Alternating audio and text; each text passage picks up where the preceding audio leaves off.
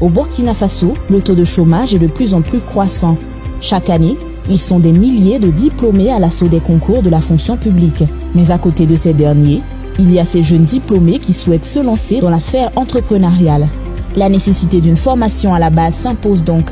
Le défi pour le gouvernement étant d'inverser la courbe de chômage sous nos cieux. Comment trouver un financement pour une start-up? Quels sont les modes de financement d'une start-up? Ce sont autant de questions que se posent les jeunes porteurs de projets. À la faveur de la 3e foire universitaire et scolaire de Ouagadougou-Fuso, plusieurs élèves et étudiants ont pu suivre une communication sur les mécanismes de financement des start-up au Burkina Faso à la salle PSUT de l'université Joseph Kizerbo le 1er avril 2021. Le panéliste du jour, Mwenpanga Bruno Compaoré, a apporté plus d'éclaircissements sur ce sujet. La définition de la start-up qui veut que ça soit une jeune pousse, ça veut dire une entreprise qui cherche ses marques, mais qui on sait qu'elle a un fort potentiel de croissance. Il fallait d'abord développer des sujets sur l'esprit d'entrepreneuriat, la qualité, la capacité de profiter des opportunités qui nous s'offrent à nous dans notre pays, à travers également des différents programmes. Donc j'ai essayé un peu d'aborder tous les aspects de l'entrepreneuriat en lien vraiment avec les thèmes. Après une brève définition de la start-up, Bruno Compaoré, l'actuel directeur général du Fonds burkinabé de développement économique et social FBDES, a expliqué à l'assistance la nécessité pour les jeunes diplômés de développer des projets innovants car il reste convaincu que l'avenir de l'entrepreneuriat au Burkina Faso est prometteur. Le FBDES accompagne sur le plan financier et technique les jeunes entrepreneurs à travers son programme Burkina Startup, un programme dédié aux PME innovantes en création et a un potentiel à mesure de booster l'économie nationale et de générer des emplois. Le programme Burkina Startup qui a été initié par nos autorités les autorités de Burkina Faso depuis 2017, qui a permis aujourd'hui de financer au bas mot 100 startups avec une création des centaines d'emplois qui ont été des emplois directs au sein de ces startups.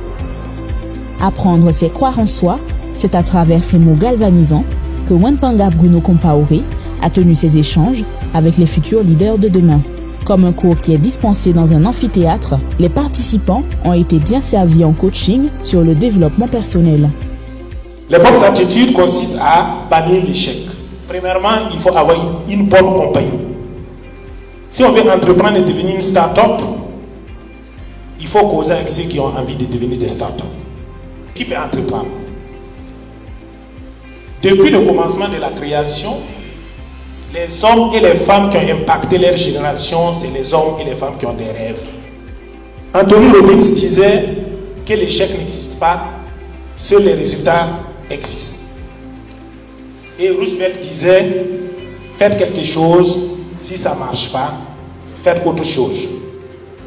Et un proverbe japonais disait, le succès c'est tomber 7 fois, c'est relever 8. Donc vous devez avoir des attitudes positives au regard de l'adversité, au regard de toutes les conditions qui ne nous permettent pas d'entreprendre et d'avancer. Vous devez avoir des attitudes positives. Sans langue de bois, le panéliste a échangé avec le public acquis à sa cause ce jour. Un public qui n'a pas tari de questions pour mieux apprendre et connaître davantage sur les opportunités de financement de leurs projets.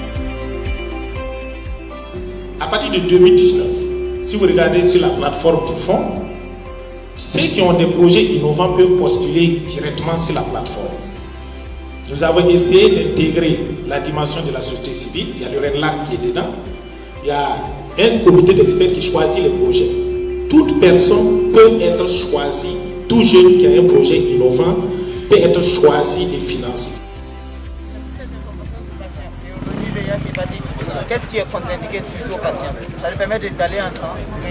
Oui, j'ai rendu visite à certains projets, des bribes de projets qui ont été prototypés par certains étudiants. Il y a beaucoup qui sont très innovants.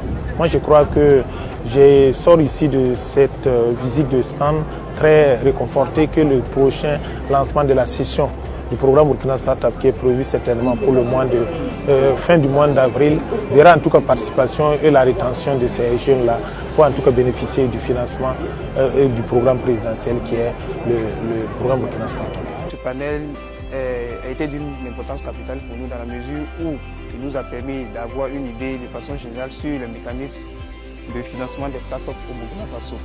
Beaucoup d'entre nous jeunes qui avons l'ambition de mettre en place des structures à caractère personnel, et quand on n'a pas une idée claire de comment avoir les financements, c'est un peu difficile pour nous. L'animateur nous a bien édifié et il nous a même dit on ne peut pas entreprendre dans un pays sans aimer ce pays. Ce panel nous a permis d'avoir une idée claire de comment entreprendre, pourquoi entreprendre et comment avoir l'accès aux mécanismes de financement.